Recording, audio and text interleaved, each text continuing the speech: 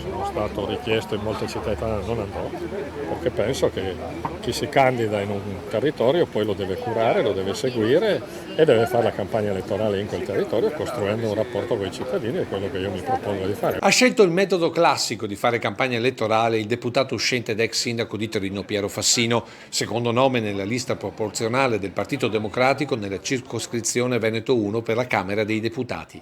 Tante le richieste e le proposte che sta già raccogliendo tra i trevigiani, prima tra tutte l'autonomia del Veneto. L'idea che si governa un paese di 60 milioni di abitanti così complicato come l'Italia, con tante differenze, tutto da Roma, è un'idea velleitaria, difatti non funziona.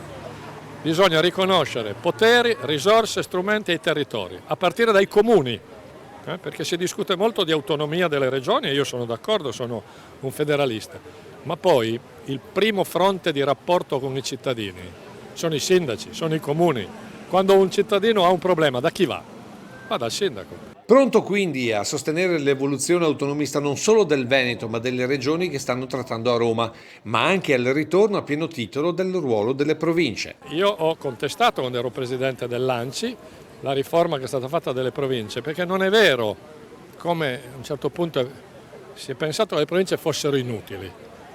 So che c'è una differenza, è chiaro che nelle grandi città come Torino, Milano e Roma il peso è il peso del comune e la provincia è meno rilevante. Ma invece in tutti i territori non metropolitani la provincia è importante.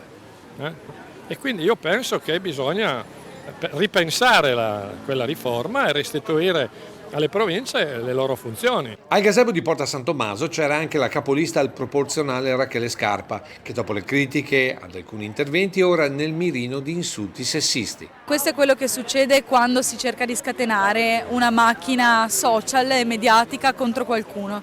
Questo è il modo di fare politica a cui ci ha abituato una certa parte ed è un modo di fare politica che incita all'odio e che trova come un bersaglio facile in una giovane ragazza di 25 anni. Io personalmente non mi faccio spaventare, vado avanti, credo di aver parlato a difesa di chi in questo momento sta peggio e quindi sono convinta di andare avanti per la mia strada.